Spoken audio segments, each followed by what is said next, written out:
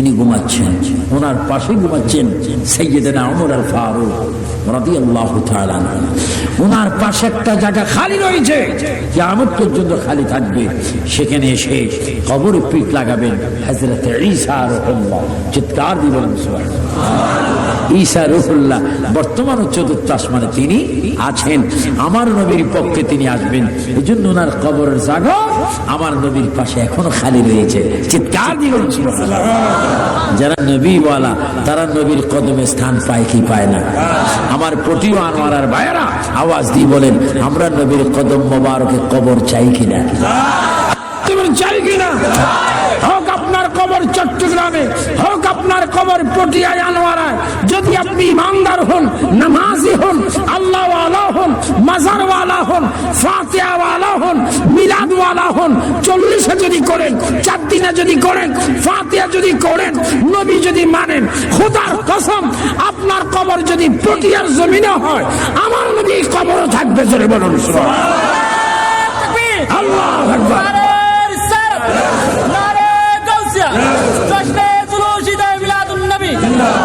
আমিন বলো না আমিন। তোরে নবী ফটিয়া তো আসতে পারে। আল্লাহ নবী একদিন বললেন সাহাবায়ে কেরামের উদ্দেশ্যে, তোমরা ইসলামের জন্য কার কি আছে তোমরা এখানে কি করো, উপস্থিত করো। কোন কোন সাহাবায়ে কেরাম তার সম্পত্তির অর্ধেক আনলেন, কোন কোন সাহাবায়ে কেরাম 4 ভাগের 1 ভাগ আনলেন, কোন কোন সাহাবায়ে কেরাম 16 আনি 6 আনি আনলেন। আর সিদ্দিক আকবর একটা গাঁটটি বেঁধে সুই নিয়ে, গড়ের ফিরা নিয়ে, চকি ফিরা নিয়ে, গড়ের ঝাড়ু পর্যন্ত নিয়ে সব কিছু নবীর কাছে এনে হাজির করলেন। আবু বকর, আমি বলছি যে যার যা আছে ইসলামের জন্য নিয়ে আসো। তুমি তো মনে হয় সব কিছু নিয়ে এসেছো, কিছুই মনে হয় তুমি ঘরে রাখোনি। সাইয়েদনা আবু বকর চোখের পানি ছেড়ে বলে, হুজুর আপনি বলেছেন যার যা আছে নিয়ে আসার জন্য, আমি সব নিয়ে এসেছি, সূর্য পর্যন্ত নিয়ে এসেছি। ঘরে কি রেখে এসেছো? আল্লাহ রাসূলকে রেখে এসেছি। আরো জোরে বলুন না সুবহানাল্লাহ। যিনি প্রশ্নের জবাব দিলেন তিনি হচ্ছেন সাইয়েদনা আবু বকর সিদ্দিক রাদিয়াল্লাহু তাআলা আনহু। আল্লাহর প্রিয় নবী সরকার কায়নাত মক্কার জমিনে, মক্কা শহরে, আরব দেশে, যেখানে আল্লাহ পাক বলেছেন ওয়াত্তিন ওয়াজ্জাইতুন ওয়া তুরি সিনিনা ওয়া হাযাল বালাদিল আমিন, যেই জমিনের কসম আল্লাহ পাক করেছেন, সেই জমিনে আমার প্রিয় নবী মুহাম্মদ রাসূলুল্লাহ সাল্লাল্লাহু আলাইহি ওয়াসাল্লাম একদিন সাইয়েদনা আবু বকর সিদ্দিককে বললেন, সিদ্দিক আকবর, আমি যখন আমার মায়ের দেশ, আমার বাবার দেশ, কোরআন নাজিলের দেশ, এই মক্কা শহর মক্কা থেকে যেই দিন হিজরত করব, সেই দিন তুমি আবু বকর আমার সাথে থাকতে হবে। চিৎকার দিয়ে বলেন সুবহানাল্লাহ। কিন্তু আল্লাহর নবী কোন দিন যাবেন, কোন সালে, কোন হিজরতে যাবেন, এইটা আমার নবী নির্দিষ্ট করে বলেননি। ঠিক যেই দিন হিজরতের সময় আসলো, আল্লাহু আকবার, যেই দিন হিজরতের সময় আসলো, আল্লাহ রাসূল তার বিছনার মধ্যে সাইয়েদনা আলী রাদিয়াল্লাহু তাআলাকে শোয়ে আল্লাহর নবী হিজরতে রওনা হলেন। রাত নিশি যখন হলো, সাইয়েদনা আবু বকরের ঘরের দরজায় গিয়ে আল্লাহ রাসূল সিদ্দিক আকবরকে ডাক দিলেন। চিৎকার দিয়ে বলেন সুবহানাল্লাহ। আল্লাহর প্রিয় নবী সিদ্দিক আকবরকে ডাক দিলেন, ইয়া আবু বকর, ইয়া আবু বকর বলতে দেরি আল্লাহর প্রিয় নবীর গোলাম সাইয়েদনা আবু বকর সিদ্দিক ডাক দিয়ে বলেন, ইয়া রাসূলুল্লাহ। আল্লাহর নবী ডাক দিলেন, আবু বকর তুমি কি রাত্রে ঘুমাও নেই? হুজুর আমি ঘুমাইনি। কই কেন?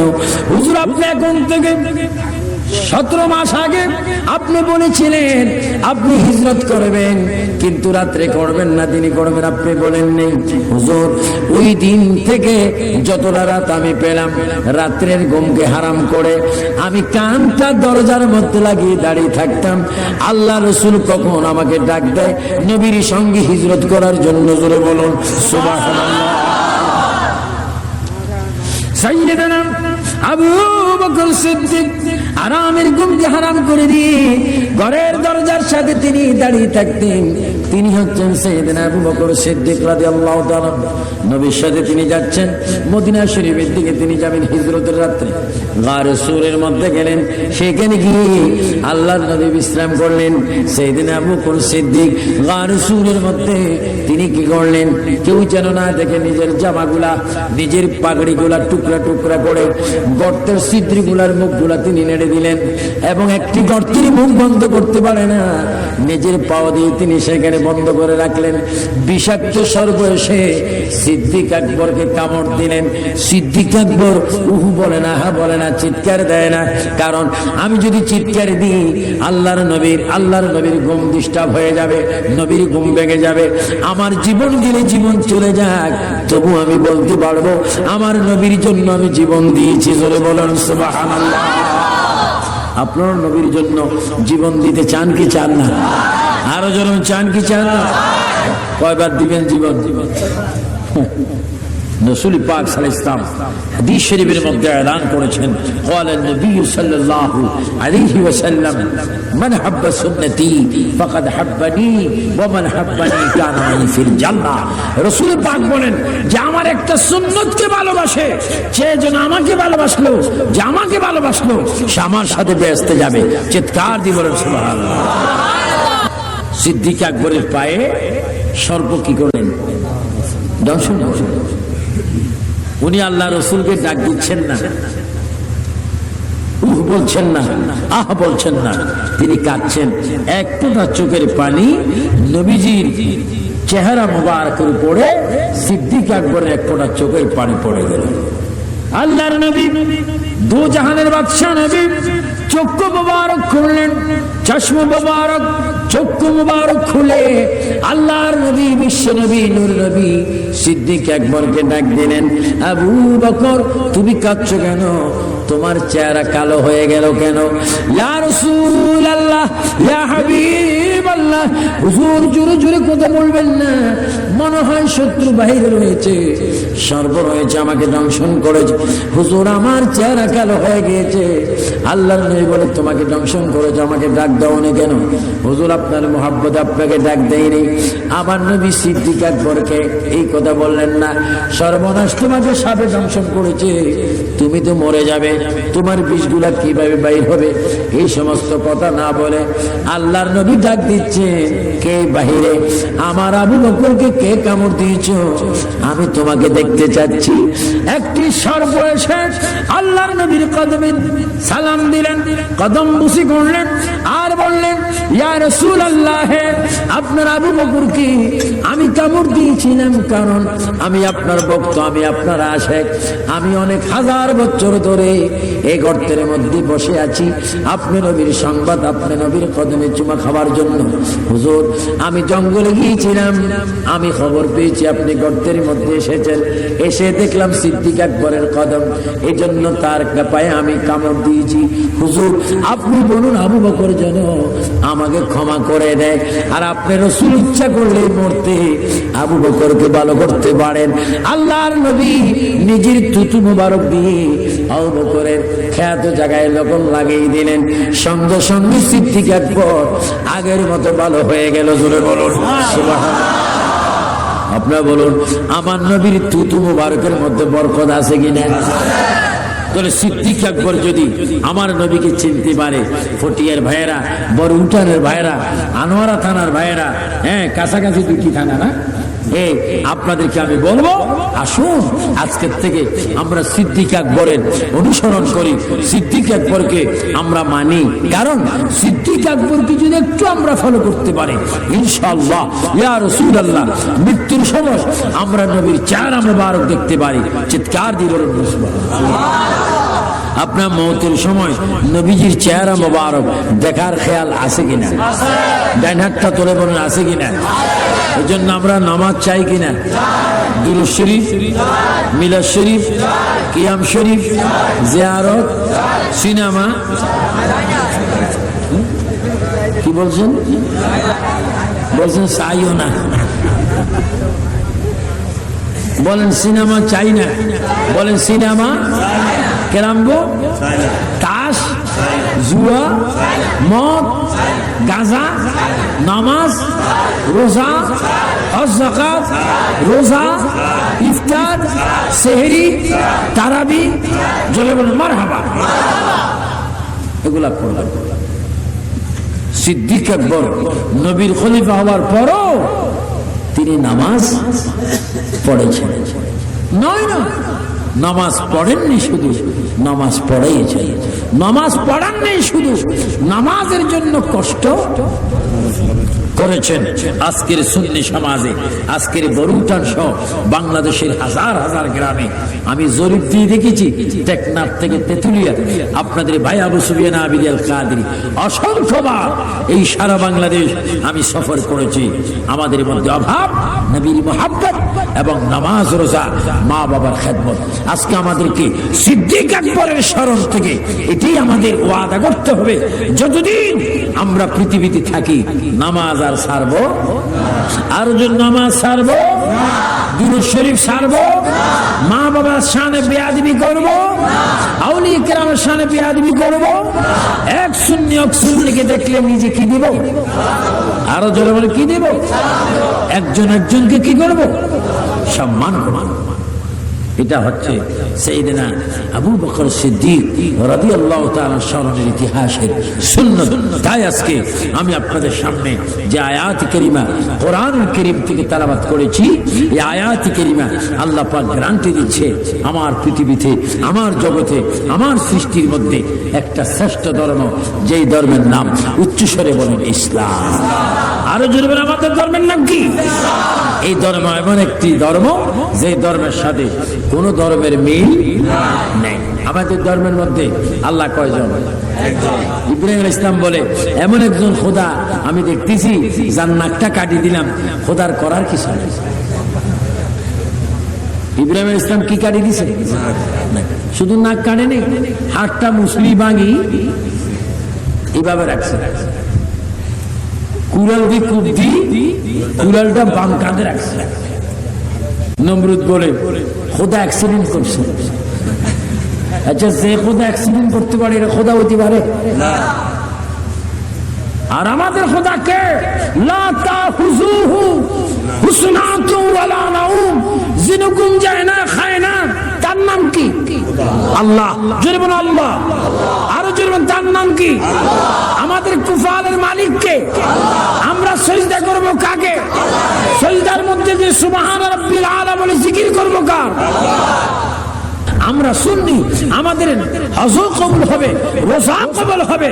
আমরা যদি নামাজের সিজদা দিই, এই সিজদা হয়ে যাবে আসসালাতু মিরাজুল মুমিনিন, এটা হয়ে যাবে সুন্নিদের জন্য মেরাজ। চিৎকার দিয়ে বলেন সুবহানাল্লাহ। আমরা শুধু ডাইন হাত তুলে বলেন আমরা মেরাজ চাই কিনা? ডাইন হাতটা তুলেন, শুধু ডাইন হাত। আরো জোরে মেরাজ চাই কিনা? আমাদের মেরাজের নাম কি? নামাজ। যেমন আমাদের মেরাজের নাম, হাত নামান। আমাদের প্রত্যেককে নিয়ম অনুযায়ী, ওয়াক্ত অনুযায়ী, টাইম মোতাবেক 5 ওয়াক্ত নামাজ জামাতের সহিত আদায় করার তৌফিক দান করো। সবাই উচ্চ স্বরে বলুন আমিন। এটা ধরে শরীফ পড়েন সালাতুন ইয়া সালাতুন ইয়া।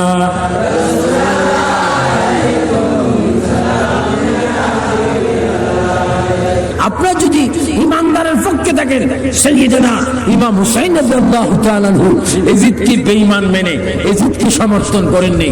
প্রয়োজনে তিনি জীবন দিয়েছেন, প্রাণ দিয়েছেন, শহীদ হয়েছেন, তারপরও বেঈমানের সাথে আপোষ। আমরা সেই ইমাম হুসাইনকে মানি কি মানি না? জোরে বলে মানি কি মানি না? এজন্য ইমানের ক্ষেত্রে আমাদের সর্বদিকে সচেতন থাকতে হবে। আল্লাহ পাক আমাদের প্রত্যেককে সিদ্দিক আকবরের স্মরণে, সিদ্দিক আকবরের খেয়ালে সচেতন মুসলমান ব্যক্তি হয়ে সুন্নি ইমামের পিছে 5 ওয়াক্ত নামাজ পড়ার তৌফিক দান করুন। আমি আবার আয়াতটা পড়ে দিচ্ছি, যেই ধর্মের উপর আমরা প্রতিষ্ঠিত। বিসমিল্লাহির রহমানির রহিম। ইন্নাদ দীনা ইনদাল্লাহি ইসলাম। আল্লাহ পাক বলেন, নিশ্চয় আমার মনোনীত একটি মাত্র ধর্ম, পছন্দনীয় ধর্ম, শান্তির ধর্ম, যেই ধর্মের নাম ইসলাম। আল্লাহ পাক আমাদের প্রত্যেককে ইসলামী জিন্দেগি গঠন করার তৌফিক দান করুন। সবাই উচ্চ স্বরে বলুন আল্লাহুম্মা আমিন। আসুন আমার ভাইয়েরা, প্রিয় নবীকে প্রাণ ভরে একটু সালাম দিয়ে দিই। ইয়া নবী সালাম দারি হই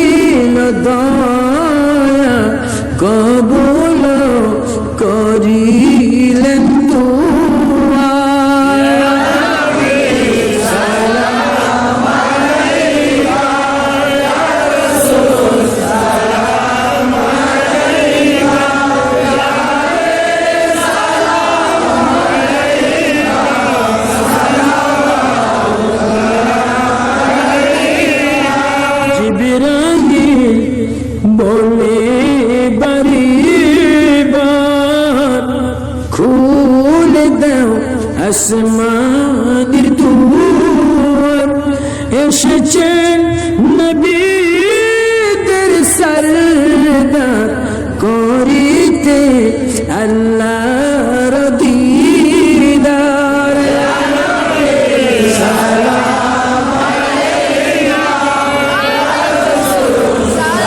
সালাম আলাইকা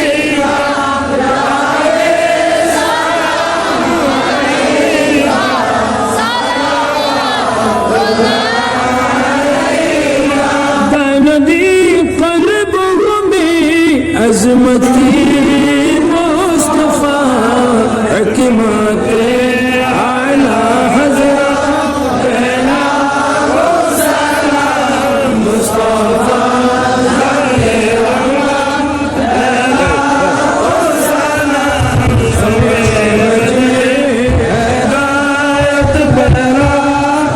ربنا ظلمنا انفسنا وتغفر لنا وترحمنا لنكونن من الخاسرين ربنا تقبل منا انك انت السميع العليم وتب علينا يا مولانا انك انت التواب الرحيم يا الله খাস করে বড় উঠান খিলপাড়া সুন্নি যুব কল্যাণ সংঘের ব্যবস্থাপনায় সাইয়েদনা আবু বকর সিদ্দিক রাদিয়াল্লাহু তাআলা স্মরণে আজ মুশান নূরানি মাহফিলে বসে তোমার দরবারে হাত বাড়াইলাম আমাদের গুনাহ খাতা maaf করো আমাদের মা বাপ দাদাদের নানা নানি স্বজনের গুনাহ মাফ করো আল্লাহ আমাদের ভাই বোনের গুনাহ মাফ করো ইয়া আল্লাহ খাস করে এই বড় উঠান খিলপাড়া সুন্নি যুব কল্যাণ সংঘকে তুমি কবুল করো ইয়া আল্লাহ এই কমিটিকে তুমি কবুল করো আল্লাহ প্রত্যেকের দিলের মকসুদ পূরণ করো আল্লাহ যারা তাবারক করতে গিয়ে টাকা দিয়ে পয়সা দিয়ে বুদ্ধি দিয়ে অর্থ দিয়ে সহযোগিতা করেছে তাদের দানকে কবুল করো ইয়া আল্লাহ খাস করে দেশের সমস্ত কবরের রাত তুমি বন্ধ করো সোনার মক্কা মদিনা যাওয়ার তৌফিক দিয়ে দাও ভবিষ্যতে মাহফিল করার তৌফিক দিয়ে দাও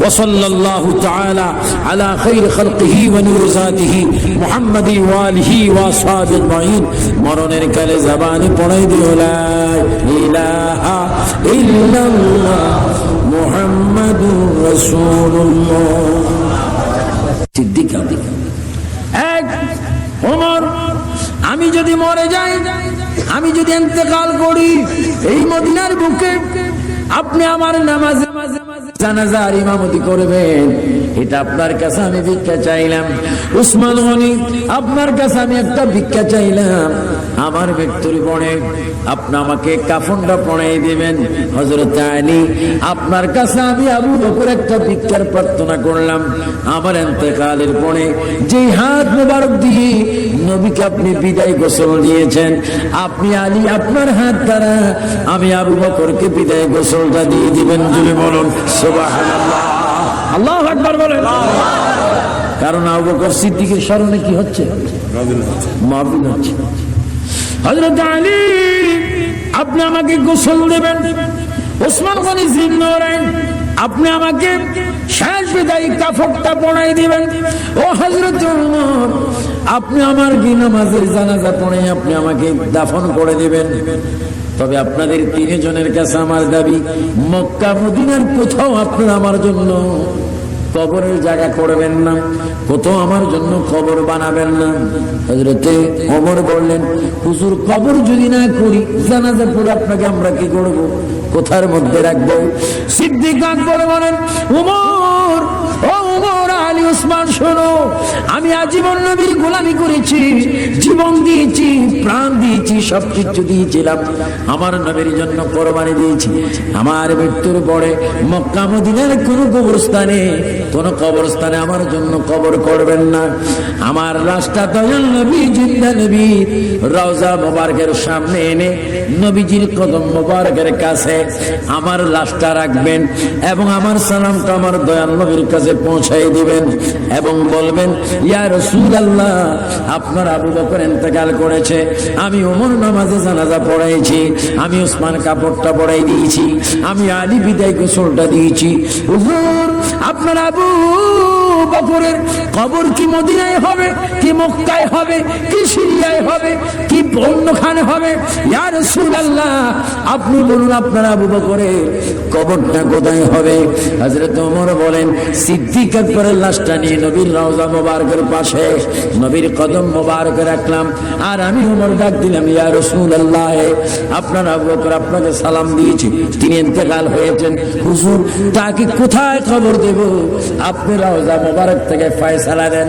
আল্লাহর নবী ডাক দিচ্ছে, ওমর আবু বকর আমার বন্ধু, আবু বকর আমার দোস্ত, আমার দোস্তকে কোথাও তোমরা নিও না, আমার রওজার শেষ জামানের সাথে লাগিয়ে আবু বকরকে কবর দাও, আমি রাসূল তাকে কবরে রিসিভ করব। বছরে বলো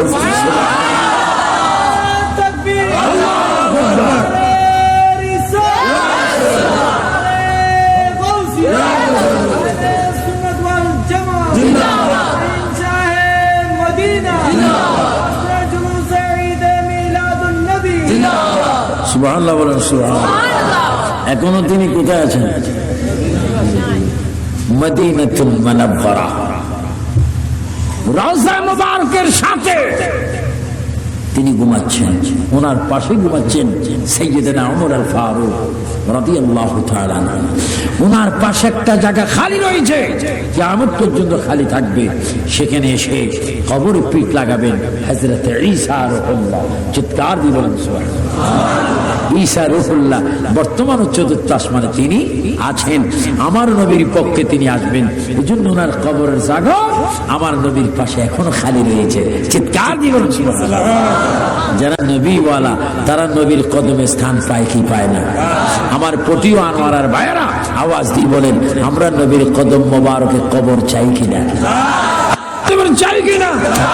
হোক আপনার কবর চট্টগ্রামে, হোক আপনার কবর পটিয়ায় আনোয়ারায়, যদি আপনি ইমানদার হন, নামাজি হন, আল্লাহওয়ালা হন, মাজারওয়ালা হন, ফাতিহাওয়ালা হন, মিলাদওয়ালা হন, 40 যদি করেন, 4 দিনে যদি করেন, ফাতিহা যদি করেন, নবী যদি মানেন, খোদার কসম আপনার কবর যদি পটিয়ার জমিনে হয়, আমার নবী কবরও থাকবে। জোরে বলুন সুবহানাল্লাহ।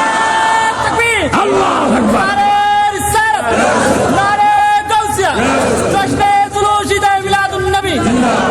আমিন বলো না আমিন। তোরে নবী ফটিয়া তো আসতে পারে।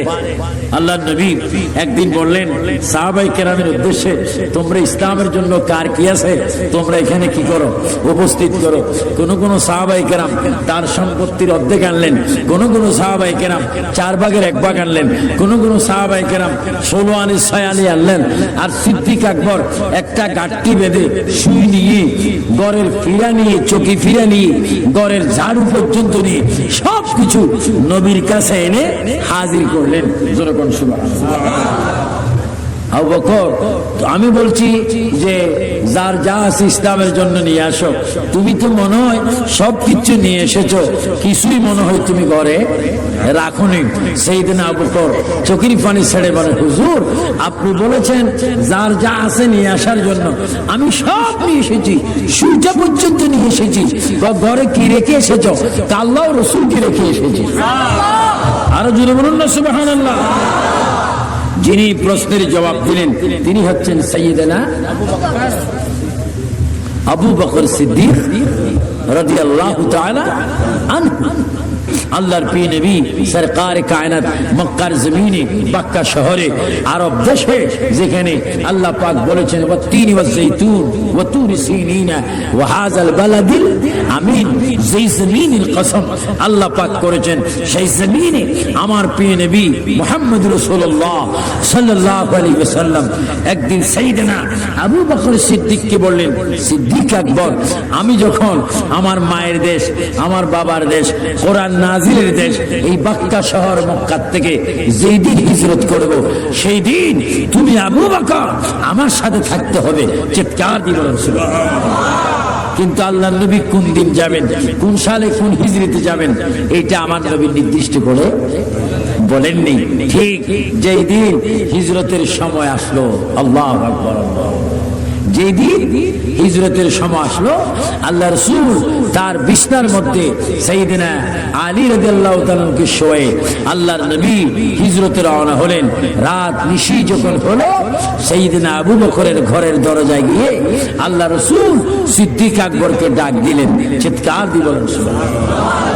আল্লাহর প্রিয় নবী সিদ্দিক আকবরকে ডাক দিলেন, ইয়া আবু বকর, ইয়া আবু বকর বলতে দেরি আল্লাহর প্রিয় নবীর গোলাম সাইয়েদনা আবু বকর সিদ্দিক ডাক দিয়ে বলেন, ইয়া রাসূলুল্লাহ। আল্লাহর নবী ডাক দিলেন, আবু বকর তুমি কি রাত্রে ঘুমাও নেই? হুজুর আমি ঘুমাইনি। কই কেন? হুজুর আপনি এখন থেকে 17 মাস আগে আপনি বলেছিলেন আপনি হিজরত করবেন, কিন্তু রাত্রে করবেন না, দিনে করবেন, আপনি বলেন নেই। হুজুর ওই দিন থেকে যতটা রাত আমি পেলাম রাত্রের ঘুমকে হারাম করে আমি কানটা দরজার মধ্যে লাগিয়ে দাঁড়িয়ে থাকতাম। আল্লাহ রাসূল কখন আমাকে ডাক দেয় নবীর সঙ্গে হিজরত করার জন্য, জোরে বলুন সুবহানাল্লাহ। সাইয়েদনা আবু বকর সিদ্দিক আরামের ঘুমকে হারাম করে দিয়ে ঘরের দরজার সাথে তিনি দাঁড়িয়ে থাকতেন। তিনি হচ্ছেন সাইয়েদনা আবু বকর সিদ্দিক রাদিয়াল্লাহু তাআলা। নবীর সাথে তিনি যাচ্ছেন মদিনা শরীফের দিকে, তিনি যাবেন হিজরতের রাত্রে। গারে সূরের মধ্যে গেলেন, সেখানে গিয়ে আল্লাহর নবী বিশ্রাম করলেন। সাইয়েদনা আবু বকর সিদ্দিক গারে সূরের মধ্যে তিনি কি করলেন? কেউ যেন না দেখে নিজের জামাগুলা, নিজের পাগড়িগুলা টুকরা টুকরা করে গর্তের ছিদ্রগুলার মুখগুলা তিনি নেড়ে দিলেন, এবং একটি গর্তের মুখ বন্ধ করতে পারে না, নিজের পাও দিয়ে তিনি সেখানে বন্ধ করে রাখলেন। বিষাক্ত সর্প এসে সিদ্দিক আকবরকে কামড় দিলেন। সিদ্দিক আকবর উহু বলে না, হা বলে না, চিৎকার দেয় না। কারণ আমি যদি চিৎকার দিই আল্লাহর নবীর ঘুম ডিস্টার্ব হয়ে যাবে, নবীর ঘুম ভেঙে যাবে। আমার জীবন গেলে জীবন চলে যাক, তবু আমি বলতে পারবো আমার নবীর জন্য আমি জীবন দিয়েছি। জোরে বলেন সুবহানাল্লাহ। আপনার নবীর জন্য জীবন দিতে চান কি চান না? আরো জন চান কি চান না? কয়বার দিবেন জীবন? রাসূল পাক সাল্লাল্লাহু আলাইহি ওয়াসাল্লাম হাদিস শরীফের মধ্যে এলান করেছেন, قال النبي صلى الله عليه وسلم من حب سنتي فقد حبني ومن حبني كان معي في الجنة। রাসূল পাক বলেন যে আমার একটা সুন্নতকে ভালোবাসে, সে যেন আমাকে ভালোবাসলো, যে আমাকে ভালোবাসলো সে আমার সাথে বেহেশতে যাবে। চিৎকার দিয়ে বলেন সুবহানাল্লাহ। সিদ্দিক আকবরের পায়ে সর্প কি করলেন? দংশন। উনি আল্লাহ রসুলকে ডাক দিচ্ছেন না, উহ বলছেন না, আহ বলছেন না, তিনি কাঁদছেন। এক ফোঁটা চোখের পানি নবীজির চেহারা মোবারকের উপরে সিদ্দিক আকবরের এক ফোঁটা চোখের পানি পড়ে গেল। আল্লাহর নবী দু জাহানের বাদশা নবী চক্ষু মুবারক খুললেন, চশমা মুবারক চক্ষু মুবারক খুলে আল্লাহর নবী বিশ্ব নবী নূর নবী সিদ্দিক আকবরকে ডাক দিলেন, আবু বকর তুমি কাঁদছো কেন? তোমার চেহারা কালো হয়ে গেল কেন? ইয়া রাসূলুল্লাহ, ইয়া হাবিবাল্লাহ। হুজুর জোরে জোরে কথা বলবেন না, মনে হয় শত্রু বাহির হয়েছে, সর্ব রয়েছে, আমাকে দংশন করেছে। হুজুর আমার চেহারা কালো হয়ে গিয়েছে। আল্লাহর নবী বলে তোমাকে দংশন করেছে, আমাকে ডাক দাও না কেন? হুজুর আপনার মহব্বত আপনাকে ডাক দেয়নি। আমার নবী সিদ্দিক আকবরকে এই কথা বললেন না, সর্বনাশ তোমাকে সাপে দংশন করেছে, তুমি তো মরে যাবে, তোমার বিষগুলা কিভাবে বাইর হবে? এই সমস্ত কথা না বলে আল্লাহর নবী ডাক দিচ্ছে, কে বাহিরে? আমার আবু বকরকে কে কামড় দিয়েছ? আমি তোমাকে দেখতে চাচ্ছি। একটি সর্প এসে আল্লাহর নবীর কদমে সালাম দিলেন, কদম বুসি করলেন আর বললেন, ইয়া রাসূলুল্লাহ, আপনার আবু বকরকে আমি কামড় দিয়েছিলাম, কারণ আমি আপনার ভক্ত, আমি আপনার আশিক।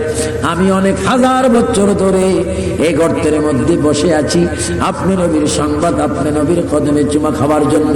হুজুর আমি জঙ্গলে গিয়েছিলাম, আমি খবর পেয়েছি আপনি গর্তের মধ্যে এসেছেন, এসে দেখলাম সিদ্দিক আকবরের কদম, এই জন্য তার পায়ে আমি কামড় দিয়েছি। হুজুর আপনি বলুন আবু বকর যেন আমাকে ক্ষমা করে দেয়, আর আপনি রাসূল ইচ্ছা করলে মরতে আবু বকরকে ভালো করতে পারেন। আল্লাহর নবী নিজের থুতু মুবারক দিয়ে আবু বকরের খ্যাত জায়গায় লবণ লাগিয়ে দিলেন। সঙ্গে সঙ্গে সিদ্দিক আকবর আগের মতো ভালো হয়ে গেল। জোরে বলুন সুবহানাল্লাহ। আপনারা বলুন, আমার নবীর থুতু মুবারকের মধ্যে বরকত আছে কিনা? তাহলে সিদ্দিক আকবর যদি আমার নবীকে চিনতে পারে, ফটিয়ার ভাইয়েরা, বড় উঠানের ভাইয়েরা, আনোয়ারা থানার ভাইয়েরা, হ্যাঁ কাছাকাছি দুটি থানা না, এই আপনাদেরকে আমি বলবো, আসুন আজকের থেকে আমরা সিদ্দিক আকবরের অনুসরণ করি, সিদ্দিক আকবরকে আমরা মানি। কারণ সিদ্দিক আকবরকে যদি একটু আমরা ফলো করতে পারি, ইনশাআল্লাহ ইয়া রাসূলুল্লাহ মৃত্যুর সময় আমরা নবীর চেহারা মোবারক দেখতে পারি। চিৎকার দিয়ে বলুন সুবহানাল্লাহ। আপনার মৌতের সময় নবীজির চেহারা মোবারক দেখার খেয়াল আছে কিনা? ডান হাতটা তুলে বলেন আছে কিনা? এই জন্য আমরা নামাজ চাই কিনা? দুরূদ শরীফ, মিলাদ শরীফ, কিয়াম শরীফ, জিয়ারত, সিনেমা, কি বলছেন? বলছেন চাইও না, বলেন সিনেমা চাই না, বলেন সিনেমা, কেরাম্বো, তাস, জুয়া, মদ, গাঁজা, নামাজ, রোজা, হজ যাকাত, রোজা, ইফতার, সেহরি, তারাবি, জলে বলুন মারহাবা, এগুলা করলাম। সিদ্দিক আকবর নবীর খলিফা হওয়ার পরও তিনি নামাজ পড়েছেন। নয় না, নামাজ পড়েননি, শুধু নামাজ পড়েইছেন। নামাজ পড়াননি, শুধু নামাজের জন্য কষ্ট করেছেন। আজকের সুন্নি সমাজে, আজকের বরুটান সহ বাংলাদেশের হাজার হাজার গ্রামে আমি জরিপ দিয়ে দেখেছি, টেকনাফ থেকে তেতুলিয়া, আপনাদের ভাই আবু সুফিয়ান আবিদ আল কাদরি অসংখ্যবার এই সারা বাংলাদেশ আমি সফর করেছি। আমাদের মধ্যে অভাব নবীর মুহাব্বত এবং নামাজ, রোজা, মা বাবার খেদমত। আজকে আমাদেরকে সিদ্দিক আকবরের স্মরণ থেকে এটাই আমাদের ওয়াদা করতে হবে, যতদিন আমরা পৃথিবীতে থাকি নামাজ আর ছাড়বো, আর জন্য নামাজ ছাড়বো, দুরূদ শরীফ ছাড়বো, মা বাবার শানে বেয়াদবি করবো, আউলিয়া কেরামের শানে বেয়াদবি করবো। এক সুন্নিকে দেখলে নিজে কি দিব? আরো জোরে বলে কি দিব? একজন একজনকে কি করবো? সম্মান করবো। এটা হচ্ছে সাইয়েদনা আবু বকর সিদ্দিক রাদিয়াল্লাহু তাআলা স্মরণের ইতিহাসের সুন্নাত।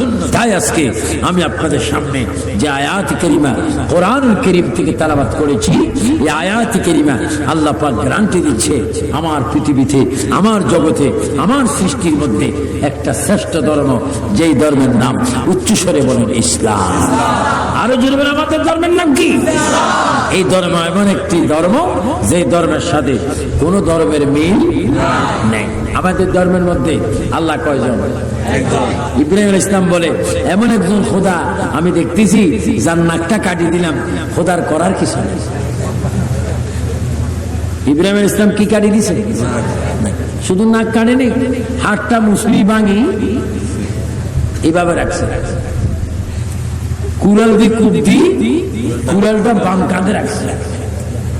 নমরুদ বলে খোদা অ্যাক্সিডেন্ট করছে। আচ্ছা, যে খোদা অ্যাক্সিডেন্ট করতে পারে এটা খোদা হতে পারে না? আর আমাদের খোদাকে লা তাখুযুহু হুসনাতুন ওয়ালা নাউম, জিনুকুম যায় না, খায় না, তার নাম কি? আল্লাহ। জোরে বলো আল্লাহ। আরো জোরে বলো তার নাম কি? আমাদের কুফালের মালিক কে? আমরা সিজদা করব কাকে? সিজদার মধ্যে যে সুবহান রাব্বিল আলা বলে জিকির করব কার? আমরা সুন্নি, আমাদের হজ কবুল হবে, রোজা কবুল হবে। আমরা যদি নামাজের সিজদা দিই, এই সিজদা হয়ে যাবে আসসালাতু মিরাজুল মুমিনিন, এটা হয়ে যাবে সুন্নিদের জন্য মেরাজ। চিৎকার দিয়ে বলেন সুবহানাল্লাহ। আমরা শুধু ডাইন হাত তুলে বলেন আমরা মেরাজ চাই কিনা? ডাইন হাতটা তুলেন, শুধু ডাইন হাত। আরো জোরে মেরাজ চাই কিনা? আমাদের মেরাজের নাম কি? নামাজ। যারা আমাদের মেরাজের নাম হাত নামান। আমাদের প্রত্যেককে নিয়ম অনুযায়ী, ওয়াক্ত অনুযায়ী, টাইম মোতাবেক 5 ওয়াক্ত নামাজ জামাতের সহিত আদায় করার তৌফিক দান করো। সবাই উচ্চ স্বরে বলুন আমিন। এটা ধরে শুনে পড়েন সালাতুনিয়া, বলুন সালাতুনিয়া।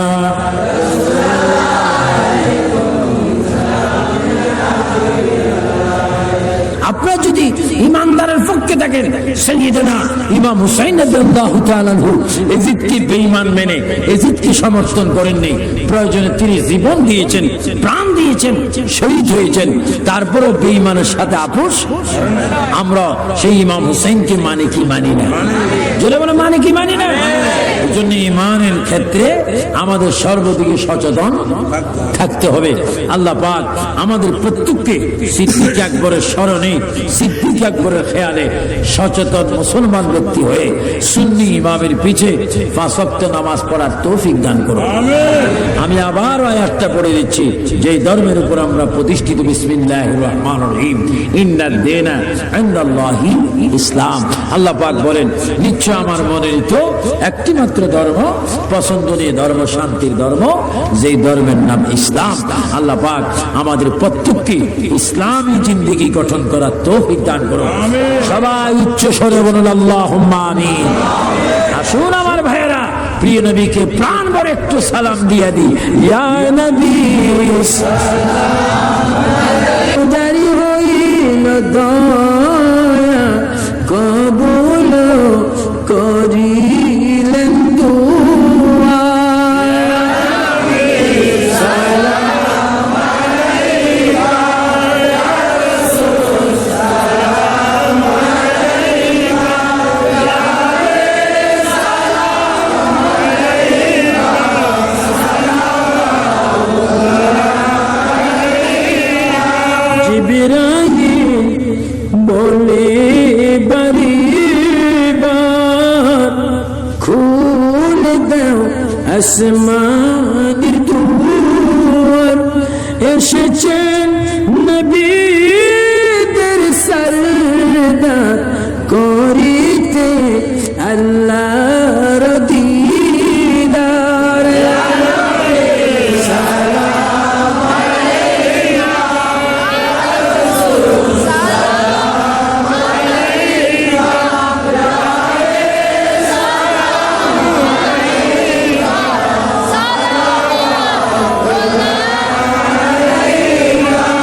बरदी क़ल्बों में अज़मती मुस्तफ़ा हकमते आला हज़रत पहला सलाम मुस्तफ़ा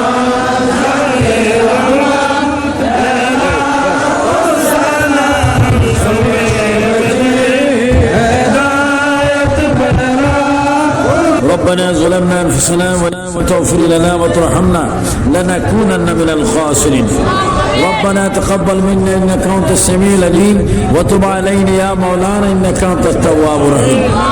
ইয়া আল্লাহ, খাস করে বড় উঠান খিলপাড়া সুন্নি যুব কল্যাণ সংঘের ব্যবস্থাপনায় সাইয়েদনা আবু বকর সিদ্দিক রাদিয়াল্লাহু তাআলা স্মরণে আজ মুশান নূরানি মাহফিলে বসে তোমার দরবারে হাত বাড়াইলাম, আমাদের গুনাহ খাতা মাফ করো, আমাদের মা বাপ দাদাদের নানা নানি স্বজনের গুনাহ মাফ করো আল্লাহ, আমাদের ভাই বোনের গুনাহ মাফ করো।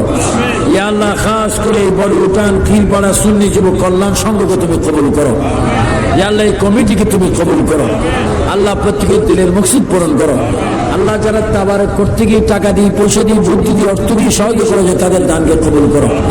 ইয়া আল্লাহ, খাস করে দেশের সমস্ত কবরের রাত তুমি বন্ধ করো, সোনার মক্কা মদিনা যাওয়ার তৌফিক দিয়ে দাও, ভবিষ্যতে মাহফিল করার তৌফিক দিয়ে দাও। وصلى الله تعالى على خير خلقه ونور ذاته محمد وآله وأصحابه أجمعين. মরণের কালে জবানে পড়াই দিও লা ইলাহা ইল্লাল্লাহ মুহাম্মাদুর রাসূলুল্লাহ।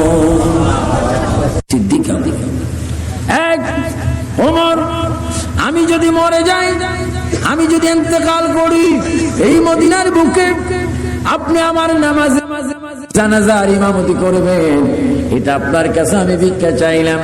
উসমান গনি, আপনার কাছে আমি একটা ভিক্ষা চাইলাম, আমার মৃত্যুর পরে আপনি আমাকে কাফনটা পরাই দিবেন। হযরত আলী, আপনার কাছে আমি আবু বকর একটা ভিক্ষার প্রার্থনা করলাম।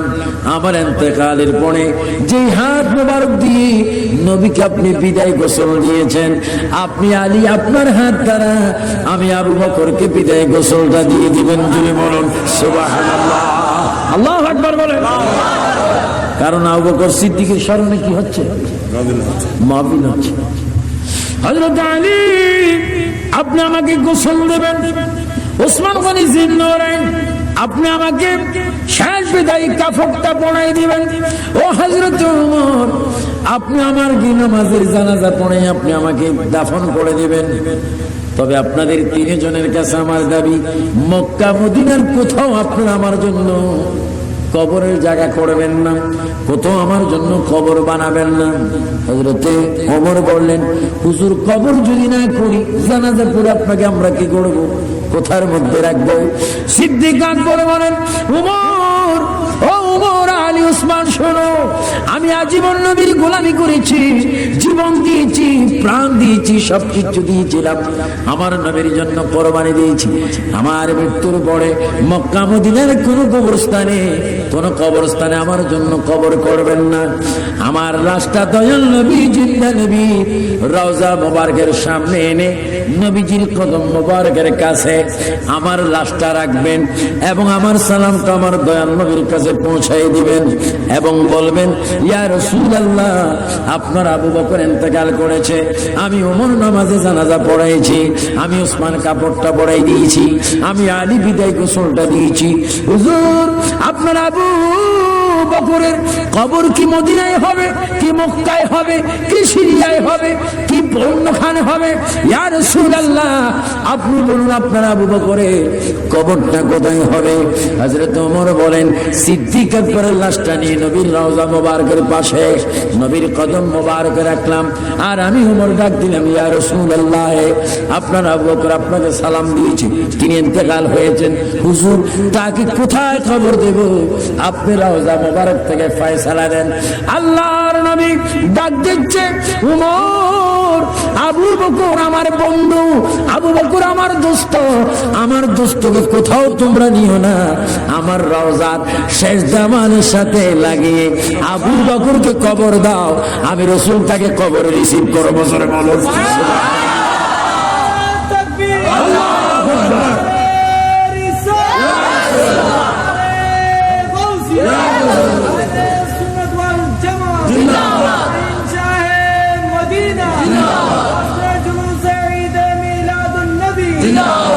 সুবহানাল্লাহ, বলেন সুবহানাল্লাহ। এখনো তিনি কোথায় আছেন? মদিনাতুল মুনাওয়ারা, রওজা মুবারকের সাথে তিনি ঘুমাচ্ছেন, ওনার পাশে ঘুমাচ্ছেন সাইয়েদনা ওমর আল ফারুক রাদিয়াল্লাহু তাআলা। ওনার পাশে একটা জায়গা খালি রয়েছে, কিয়ামত পর্যন্ত খালি থাকবে, সেখানে এসে কবরে পিঠ লাগাবেন হযরত ঈসা রূহুল্লাহ। চিৎকার দিবেন সুবহানাল্লাহ। ঈসা রূহুল্লাহ বর্তমান চতুর্থ আসমানে তিনি আছেন, আমার নবীর পক্ষে তিনি আসবেন, এজন্য ওনার কবরের জায়গা আমার নবীর পাশে এখনো খালি রয়েছে। চিৎকার দিবেন সুবহানাল্লাহ। যারা নবীওয়ালা তারা নবীর কদমে স্থান পায় কি পায় না? আমার প্রিয় আনোয়ারার ভাইয়েরা আওয়াজ দিয়ে বলেন, আমরা নবীর কদম মোবারকে কবর চাই কিনা? চাই কিনা? হোক আপনার কবর চট্টগ্রামে, হোক আপনার কবর পটিয়ায় আনোয়ারায়, যদি আপনি ইমানদার হন, নামাজি হন, আল্লাহওয়ালা হন, মাজারওয়ালা হন, ফাতিহাওয়ালা হন, মিলাদওয়ালা হন, 40-এ যদি করেন, 4 দিনে যদি করেন, ফাতিহা যদি করেন, নবী যদি মানেন, খোদার কসম আপনার কবর যদি পটিয়ার জমিনে হয়, আমার নবী কবরও থাকবে। জোরে বলুন সুবহানাল্লাহ, আল্লাহু আকবার।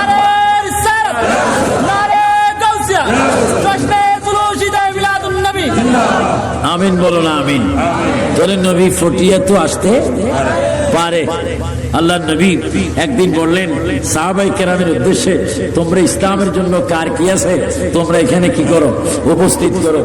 কোন সাহাবায়ে কেরাম তার সম্পত্তির অর্ধেক আনলেন, কোন সাহাবায়ে কেরাম 4 ভাগের 1 ভাগ আনলেন, কোন সাহাবায়ে কেরাম 16 আনি 6 আনি আনলেন।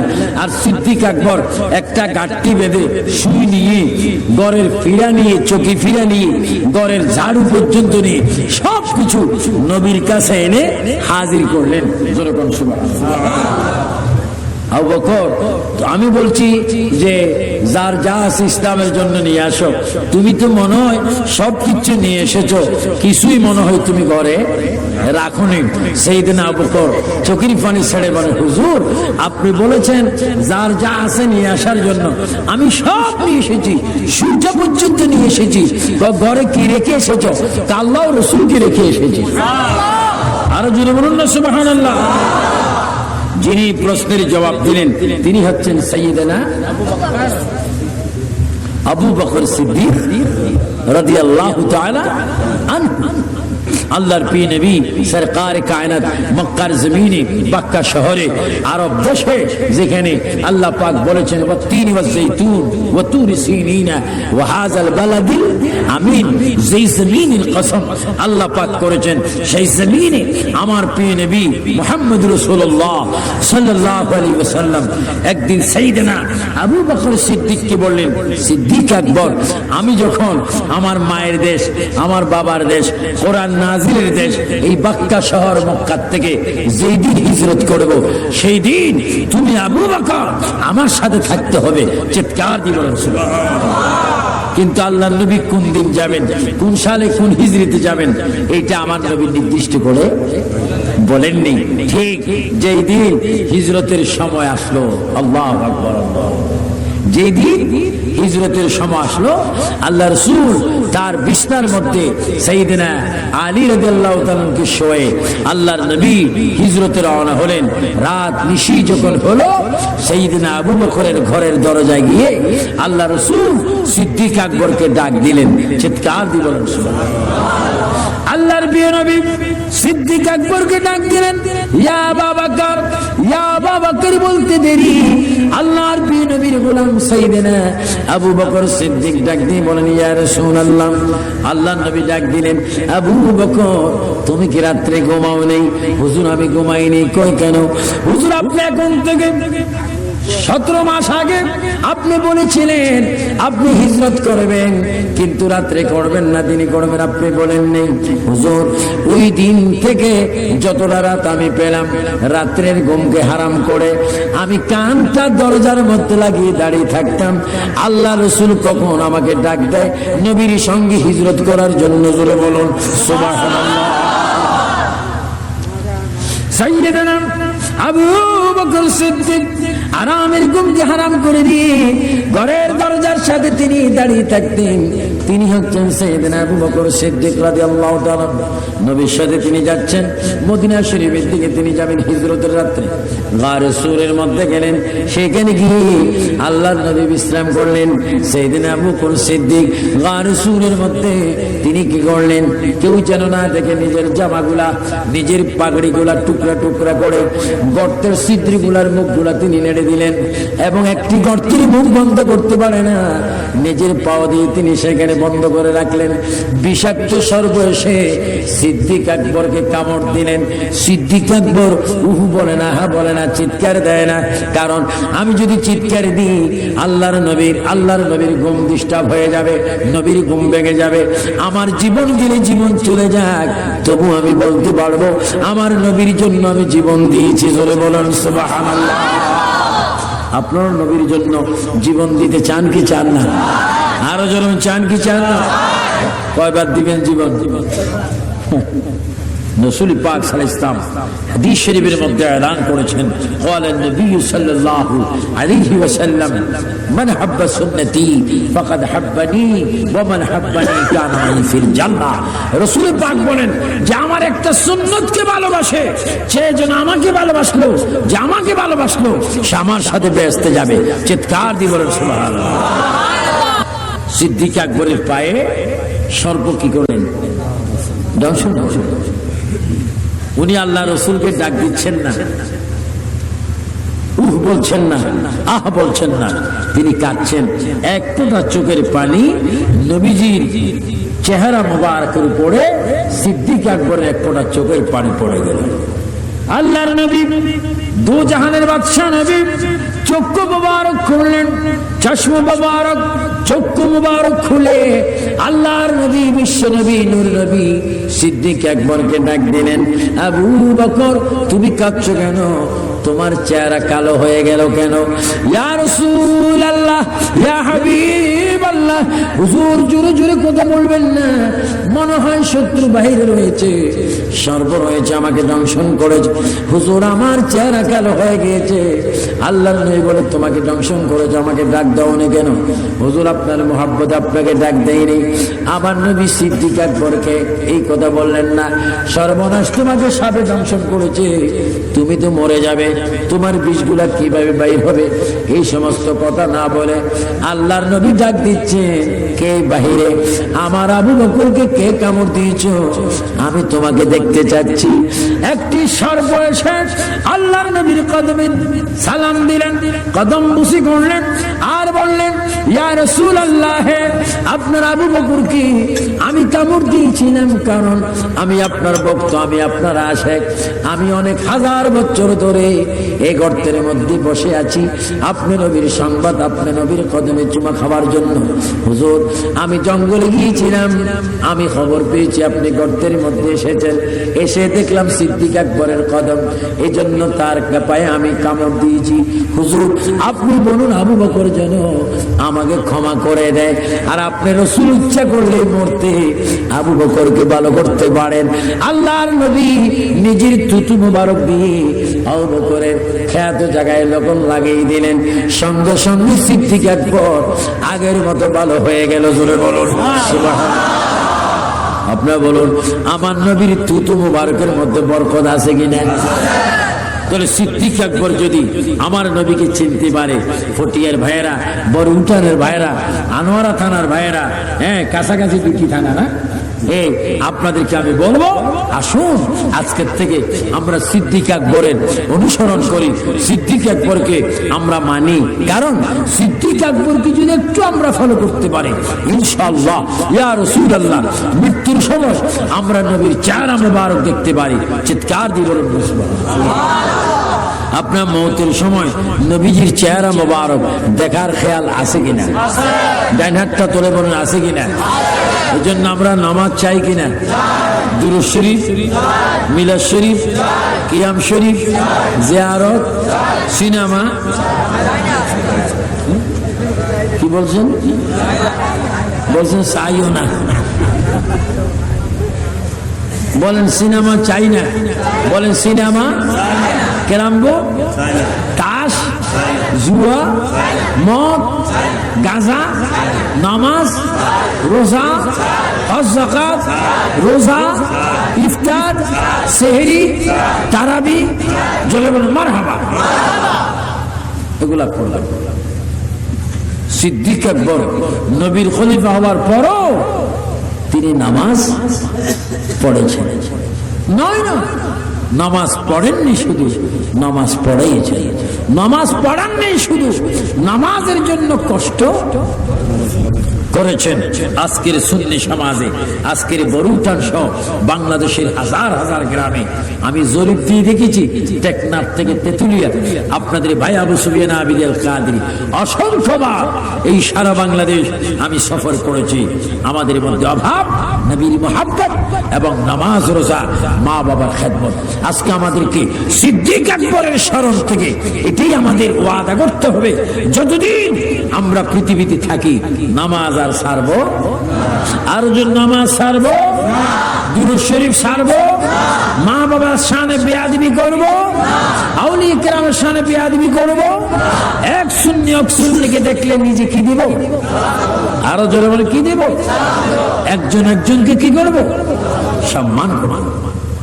এটা হচ্ছে সাইয়েদনা আবু বকর সিদ্দিক রাদিয়াল্লাহু তাআলা স্মরণের ইতিহাসের সুন্নাত। তাই আজকে আমি আপনাদের সামনে যে আয়াত কারিমা কোরআনুল কারীম থেকে তেলাওয়াত করেছি, এই আয়াত কারিমা আল্লাহ পাক গ্যারান্টি দিচ্ছে আমার পৃথিবীতে, আমার জগতে, আমার সৃষ্টির মধ্যে একটা শ্রেষ্ঠ ধর্ম, যেই ধর্মের নাম উচ্চস্বরে বলেন ইসলাম। আরো জোরে বলেন আমাদের ধর্মের নাম কি? এই ধর্ম এমন একটি ধর্ম যে ধর্মের সাথে কোন ধর্মের মিল নেই। আমাদের ধর্মের মধ্যে আল্লাহ কয়জন? ইব্রাহিম আলাইহিস সালাম বলে এমন একজন খোদা আমি দেখতেছি যার নাকটা কাটি দিলাম, খোদার করা